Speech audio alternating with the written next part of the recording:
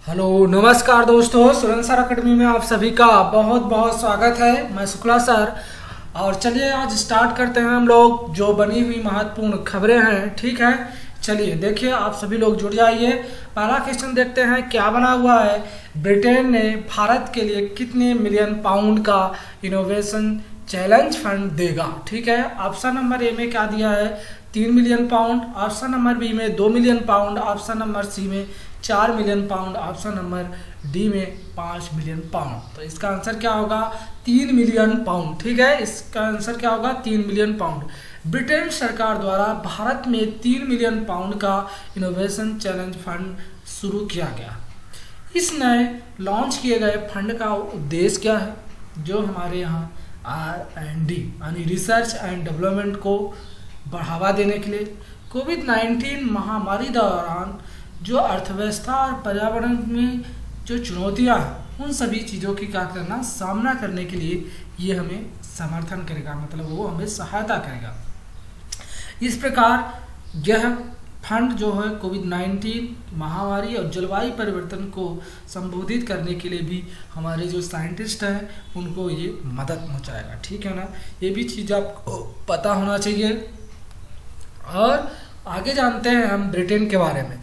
Britain की राजधानी आप सभी को पता ही है कि ब्रिटेन की राजधानी क्या है, लंदन है। यहाँ के प्रधानमंत्री का नाम क्या है, यहाँ के पीएम का नाम है बोरिस जॉनसन। ठीक है ना, बोरिस जॉनसन को ब्रिटेन को यूरोपियन यूनियन यानी जो यूरोपीय यूनियन का 28 देशों का समूह है उससे अलग कराने में इनका बहुत बड़ा योगदान भी रहा है। ठीक है ना, आप सभी जानते हैं कि यूरोपियन यूनियन जो है ये यूरोप महाद्वीप में आता है और यहाँ जितने भी यूरोपीय कंट्री हैं इनका एक समूह है जिसे हम यूरोपीय यूनियन के नाम से जानते हैं, जिसके समूह में 28 देश आते थे। लेकिन अभी फिलहाल में उससे ब्रिटेन जो है बाहर आ चुका है, जिसको हम किस नाम से जानते हैं, ब्रेक्जिट के नाम से। ठीक है ना, तो ब्रिटेन के बाहर जाने के कारण ही इसका नाम भी पड़ा है ब्रेक्जिट, यानी ब्रे से ब्रिटेन और एग्जिट का मतलब बाहर, इसलिए इसे नाम दे दिया गया है क्या, ब्रेक्जिट। ठीक है ना, आगे आपको पता होना चाहिए कि ये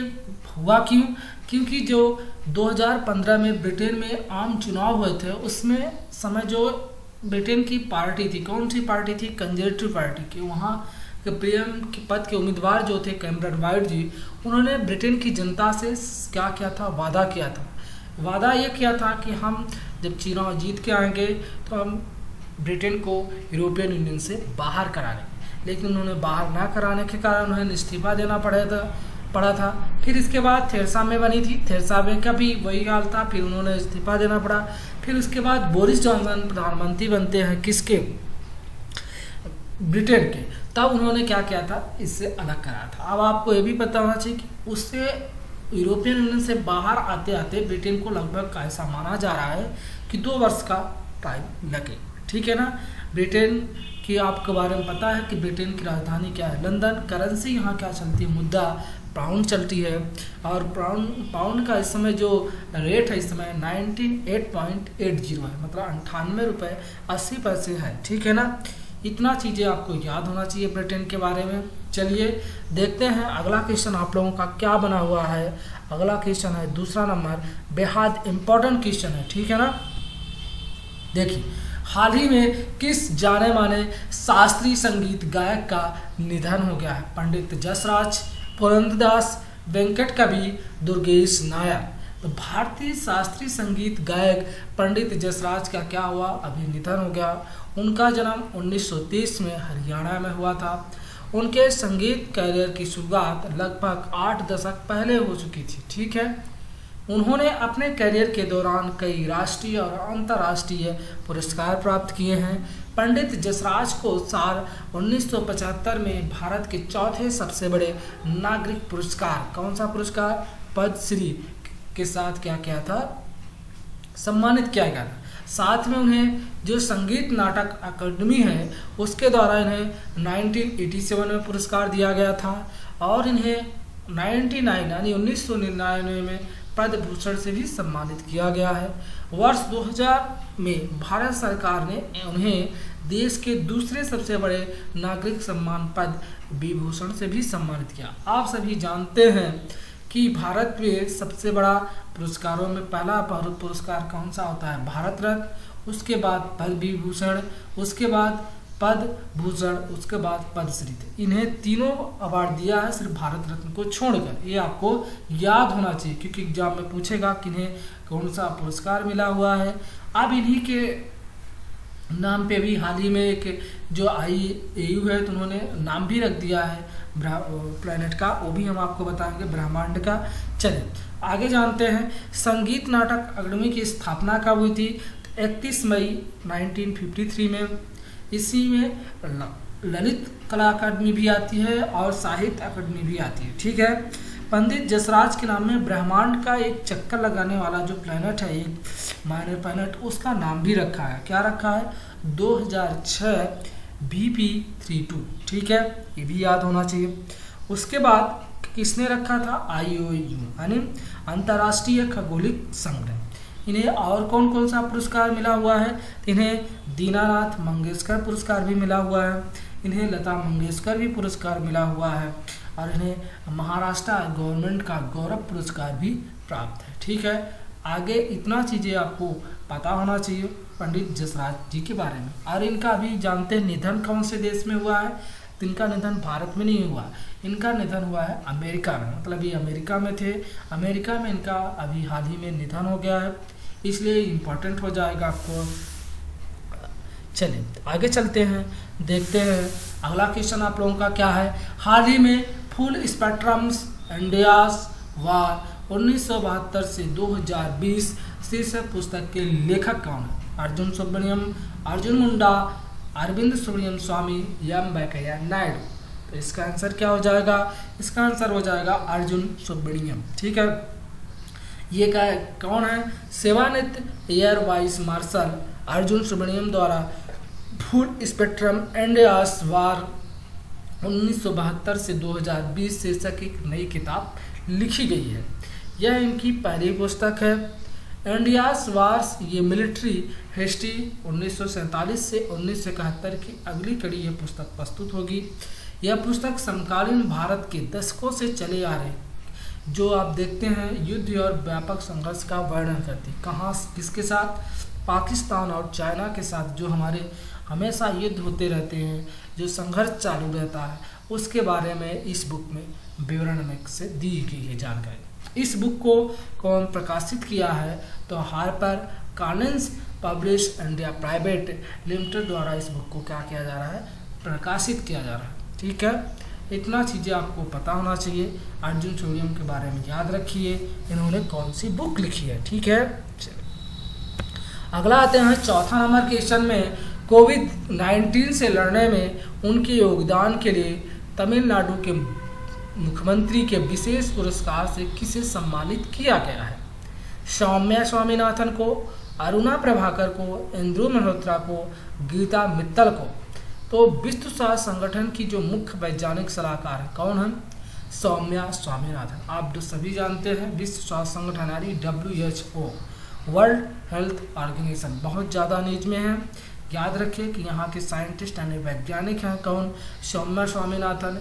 इनको राज्य में कोविड-19 से यानी विश्व स्वास्थ्य संगठन के मुख्य वैज्ञानिक सौम्या स्वामीनाथन को राज्य में कोविड-19 कौन से राज्य में? तमिलनाडु में लड़ने में इनकी सलाहकार की भूमिका के लिए तमिलनाडु का जो मुख्यमंत्री विशेष पुरस्कार होता है उससे इन्हें सम्मानित किया गया। महामारी के खिलाफ लड़ाई में उनकी महत्वपूर्ण भूमिका को लेके ग्रेटर चेन्नई कॉरपोरेशन और तमिलनाडु मेडिकल सर्विसेज कॉरपोरेशन को भी इसके साथ क्या किया गया है? सम्मानित किया गया। ये तमिलनाडु के जो सीएम थे डॉक्टर MG रामचंद्रन, उन्हीं के नाम पे ये पुरस्कार दिया जाता था। ये तमिलनाडु के पहले सीएम थे, ठीक है ना। अब आपको तमिलनाडु के बारे में पता होना चाहिए कि इस समय तमिलनाडु के सीएम कौन है? के पलानीस्वामी जी हैं। यहाँ के गवर्नर कौन है? बनवारी लाल पुरोहित जी हैं। यहाँ की विधानसभा सीटें कितनी हैं? 234 यानी 234 सीटें हैं। यहाँ लोकसभा सीटें कितनी हैं? 39 हैं। और राज्यसभा सीटें कितनी हैं? 18 सीटें हैं, ठीक है। इतना चीज़ें आपको इसके बारे में पता होना चाहिए। चलिए आगे चलते हैं और देखते हैं आपका 5वां नंबर क्वेश्चन क्या बना हुआ। 5वां नंबर क्वेश्चन पे आते हैं। भारत के राष्ट्रपति द्वारा मरणोपरांत किसे कीर्ति चक्र पुरस्कार से सम्मानित किया गया? अब्दुल रशीद कालस को, कर्नल कृष्ण सिंह रावत को, बिसाख नायर को कि कर्नल अरुण नायर को? ठीक है, तो भारत के राष्ट्रपति रामनाथ कोविंद ने रक्षा कर्मियों के लिए 84 वीरता पुरस्कार को क्या दे दी है? मंजूरी दी है। ठीक है, यानी जो ये कीर्ति चक्र पुरस्कार होता है ये किसके द्वारा दिया जाता है? भारत के राष्ट्रपति के द्वारा। ठीक है ना, इस समय कौन है? रामनाथ कोविंद जी। ठीक है ना। जम्मू और कश्मीर के पुलिस हेड कांस्टेबल रहे कौन? अब्दुल रशीद कालस को। इनको मरणोपरांत कीर्ति चक्र से क्या किया गया है? सम्मानित किया गया है। और शांति काल में तीसरा जो सर्वोच्च वीरता पुरस्कार होता है शौर्य चक्र को लेफ्टिनेंट कर्नल कृष्ण सिंह रावत को, मेजर अनिल उर्फ और हवलदार अशोक कुमार दुबे और IAF विंग के कमांडर जो थे बिसाख नायर को सहित 9 सेना कर्मियों को प्रदान किया गया।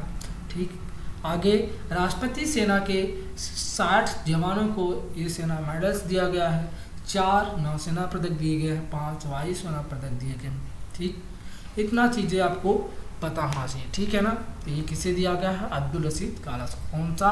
कीर्ति चक्र पुरस्कार। याद रखिएगा, पूछ देगा आपके एग्जाम में। चलिए अगला है 6वां नंबर क्वेश्चन, बेहद इंपॉर्टेंट क्वेश्चन। हाल ही में PNB ने डिजिटल बैंकिंग को बढ़ावा देने के लिए कौन सा अभियान शुरू किया है? डिजिटल अपनाएं, डिजिटल सहायता, डिजिटल सुरक्षा, डिजिटल कवच। तो इसका आंसर क्या होगा? पंजाब नेशनल बैंक ने क्या है अभी कौन सी डिजिटल अपनाएं, यानी ऑप्शन नंबर ये इसका आंसर सही होगा। पंजाब नेशनल बैंक ने डिजिटल बैंकिंग चैनलों का उपयोग के लिए ग्राहकों को प्रोत्साहित मतलब ग्राहकों में प्रोत्साहित करने के लिए डिजिटल अपनाएं नामक एक अभियान का क्या किया है? शुभारंभ किया है। जो बैंक के प्रबंध और निर्देशक हैं कौन? यस मल्लिकार्जुन राव द्वारा स्वतंत्रता दिवस के अवसर पर 31 मार्च 2021 तक के लिए अभियान क्या है? शुरू किया गया। मतलब 31 मार्च 2021 तक आप लोग सभी इसमें सम्मिलित हो सकते हैं। PNB ग्राहकों को क्या है? डिजिटल चैनलों का उपयोग करने के लिए और कोविड-19 से जो PM केयर फंड जो स्थापित किया गया है उसके से क्या होगा कि ग्राहकों को प्रोत्साहित करेगा तो PF फंड में क्या करें? PM केयर फंड में पैसे अनुदान दें। ठीक है, PNB का मुख्यालय कहाँ है? इसका मुख्यालय जो है आपका नई दिल्ली में है। PNB स्थापित कब हुआ था?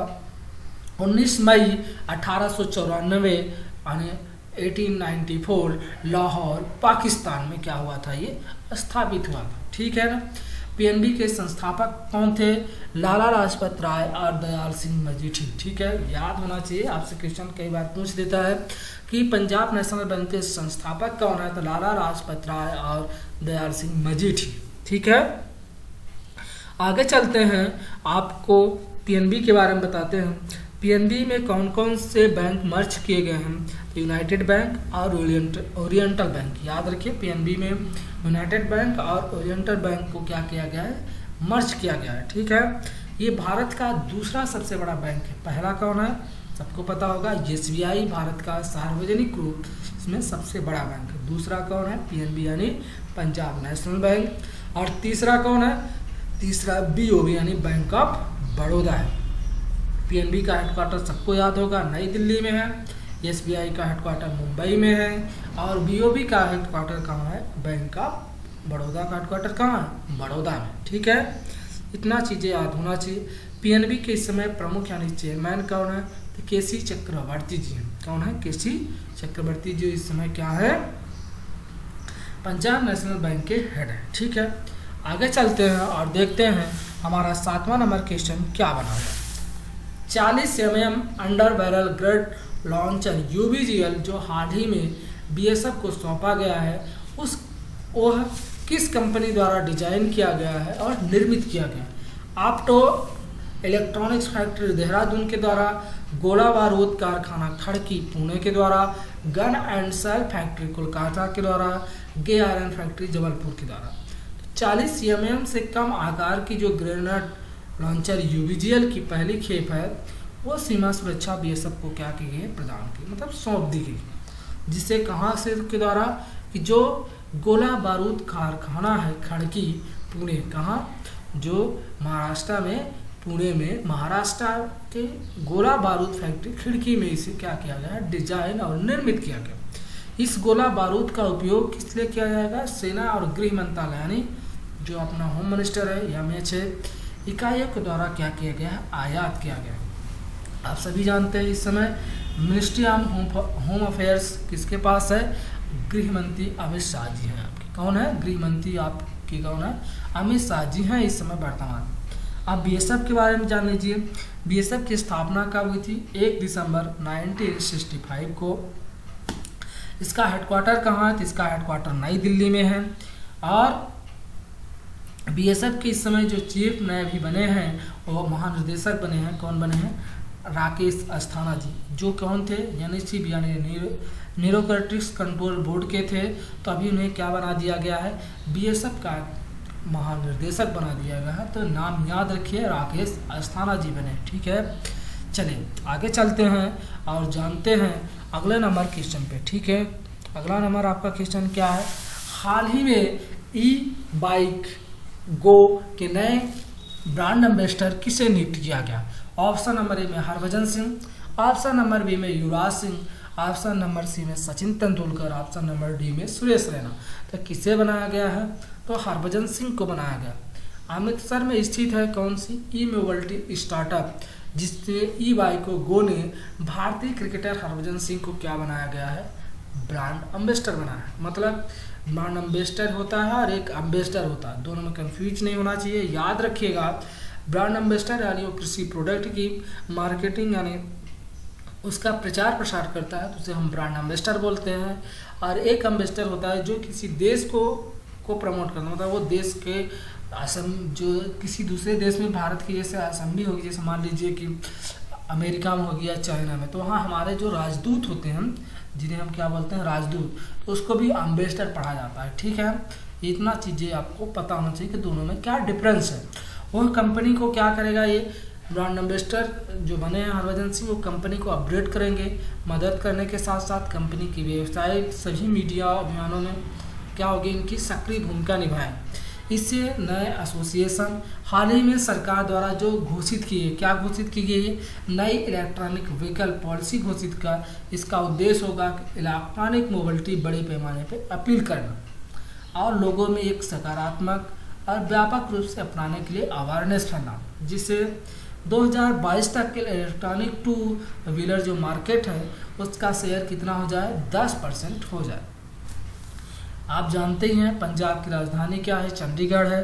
और पंजाब के जो सीएम है वो कौन है, कैप्टन अमरिंदर सिंह जी हैं।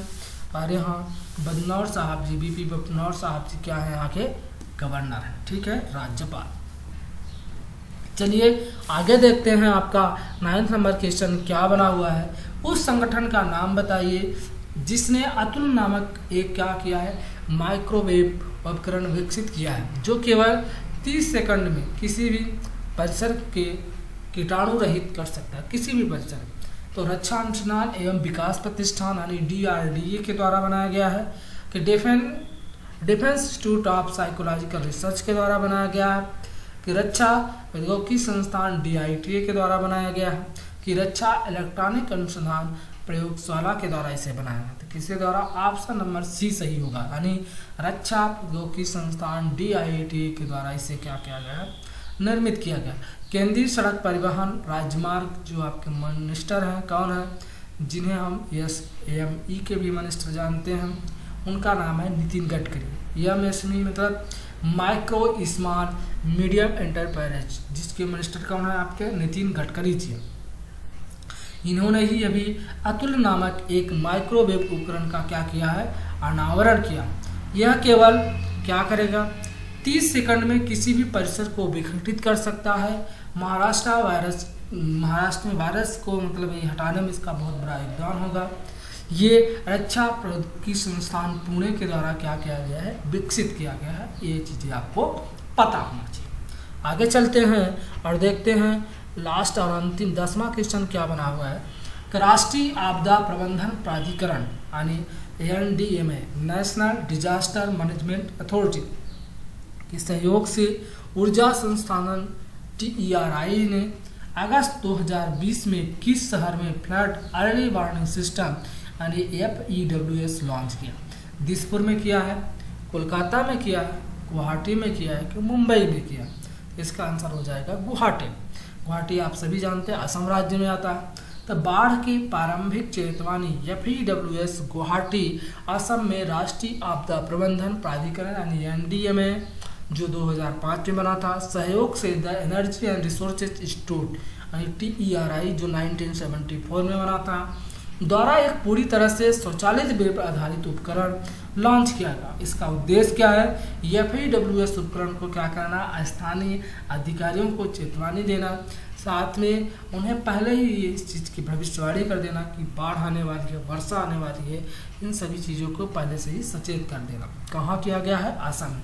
अब असम के CM का नाम सबको पता ही है, सर्बानंद सोनोवाल है।